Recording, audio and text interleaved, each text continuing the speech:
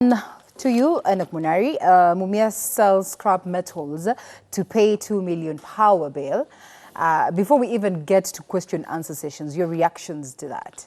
It's really surprising because when you read the story of Mumias, Mumias has actually been producing power and feeding to the grid. Ironically. They've had this plant that they normally use the waste to produce power. And at their peak, they were producing up to 34 megawatts. And at that time, the discussion was that they'll consume 12 megawatts and then feed the rest to the grid so that we can be able to use as Kenyans. So when someone turns and says that they actually owe Kenya power, it is very shocking. And it's shocking to the levels that Mia Sugar has gone, to the level that they now want to sell scrap metal to be able to clear the electricity bills, even in a small way, so that they can be able to run. Because the plant has been closed for a very long time. So they are trying to open the plant.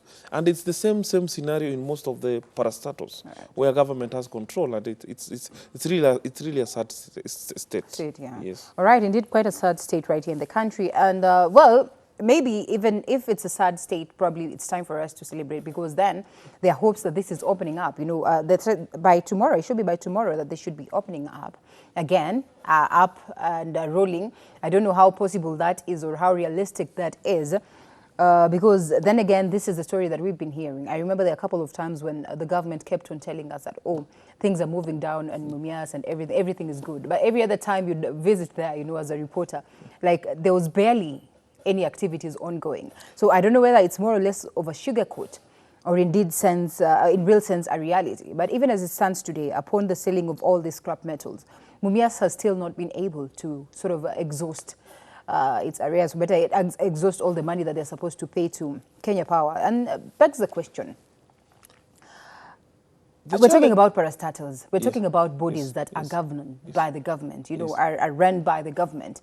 But today, as it stands, there's no that coordination. So at what point should the government come in to ensure that, you know, they address some of these issues before they reach a point whereby you can see some of them stalling up or you can see some of them closing down? Because it is quite sad to receive reports that Mumias closed down because they order Kenya Power, which is also a government, more or less like a parastatal or a government entity.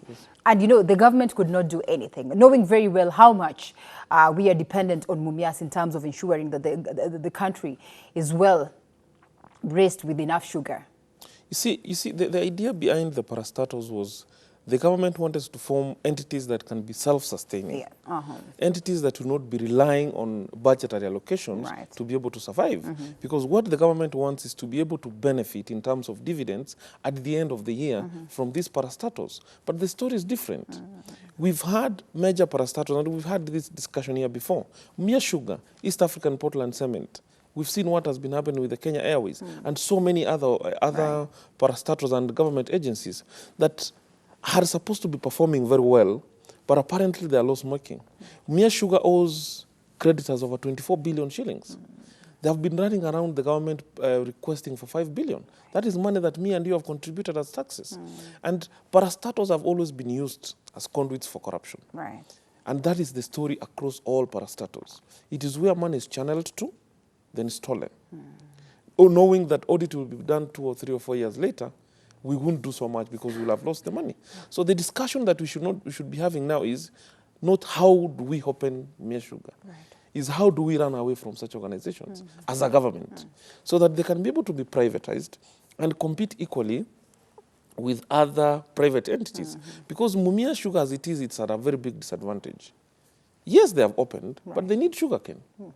The same sugarcane that they need, they are competing with private sugar industries. So many of them that have set up in the Western region, they'll not be able to get the product, which is the raw materials to be able to produce the sugar. So they'll only open for a small period, then close down. The same entity owes employees so much. They owe farmers over 1 billion shillings.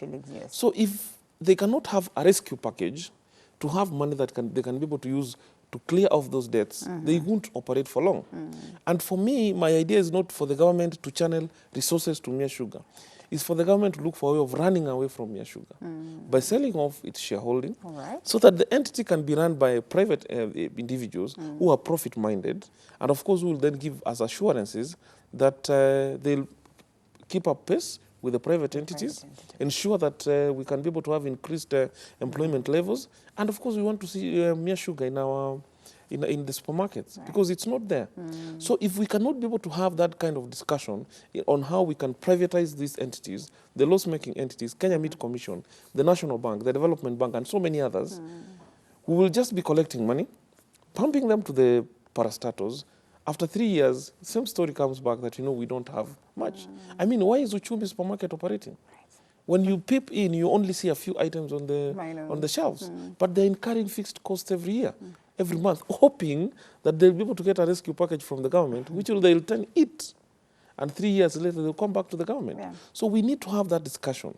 And I hope that the president can be able to reopen the issue of privatization, because I know it's suspended. We have a privatization commission that has not done much for the last 7 or so years, because they started off well, they wrote a report, then the president suspended the privatization of such entities. Once that happens, the government can focus on core functions like health, education, and so many other areas, not sugar production and banking, which are not core to the government operations. Yes. All right, pretty sad, and I mean, of course, reason for us to get worried at some point in time. But then again, we look at all the parastatals in the country, even as we would suggest that maybe the government should go ahead and privatize some of these entities. I mean, is it really going to go ahead and privatize everything? Because there's a problem in every other parastatal as we speak today.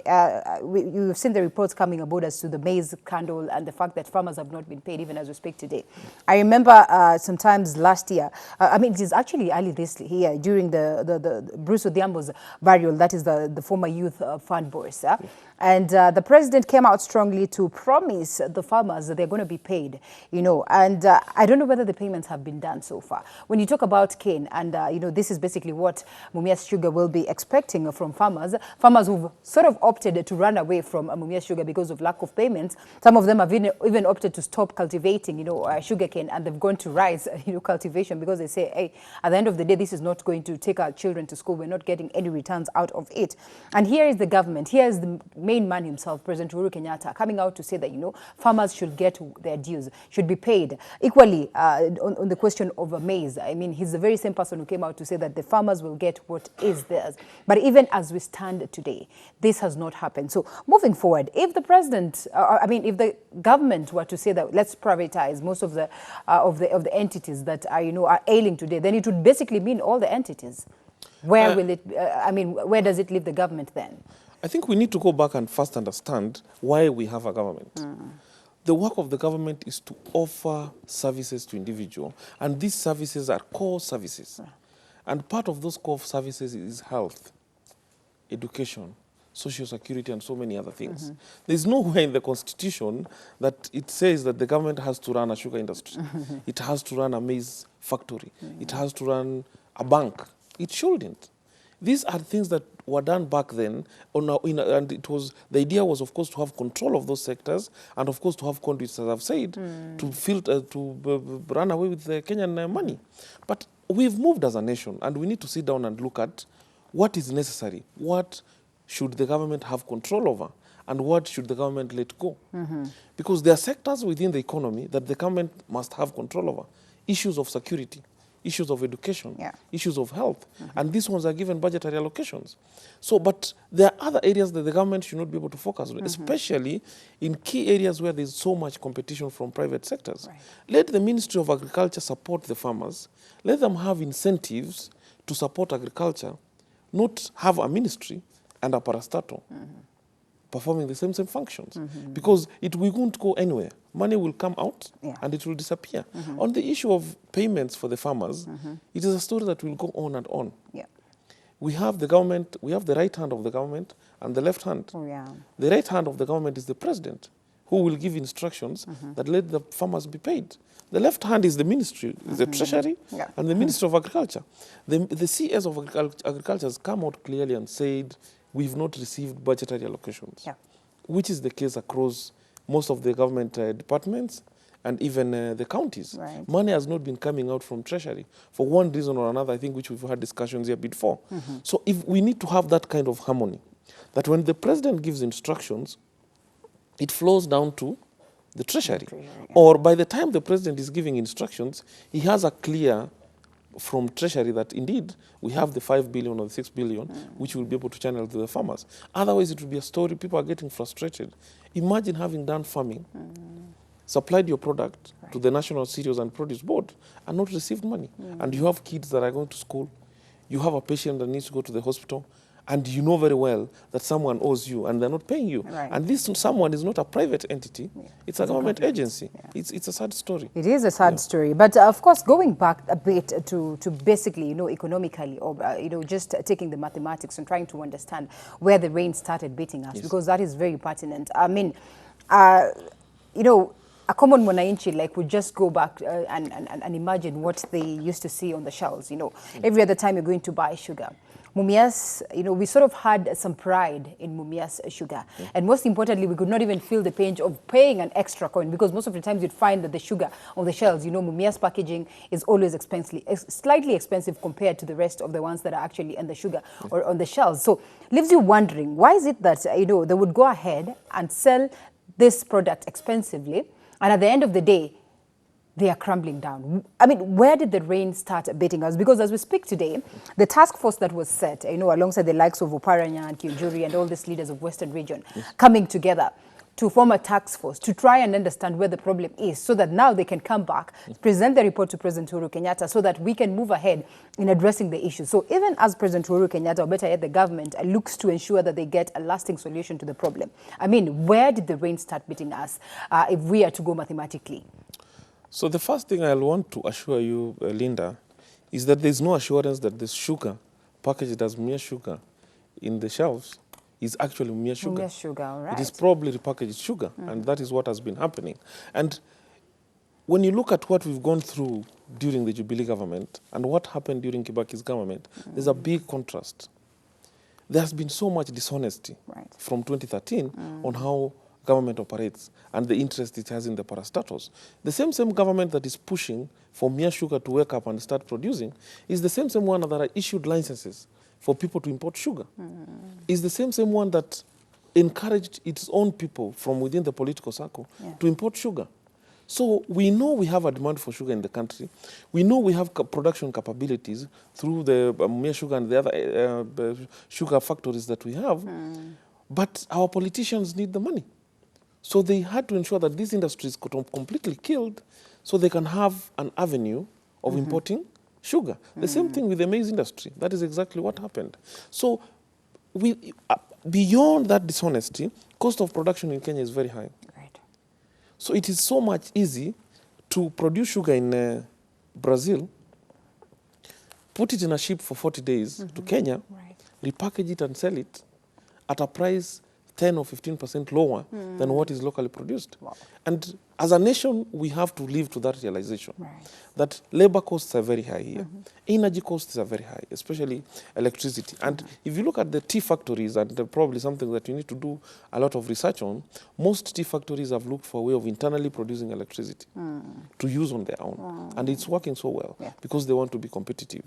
So with the kind of production costs that we have, if you try to match prices of imported sugar, you will end up being loss-making. And that has been the challenge. That there's a vibrant private sector which is working on cost reduction and system efficiencies to be able to produce at the lowest cost and make profit. Then there's the public sector whose bosses and the employees are just relaxed for a salary. So they don't really focus on how can we produce at the lowest cost so that we can be competitive in the market. And we've never achieved that synergy when it comes to government production. The same with the cement industry where the government has invested, even the banks. The banks that are owned by the government are loss-making. Naturally, banks are never loss-making. But the banks that are run by the government are loss-making. And that tells you that the government should focus on service delivery, not running businesses. They should move away from that. All right.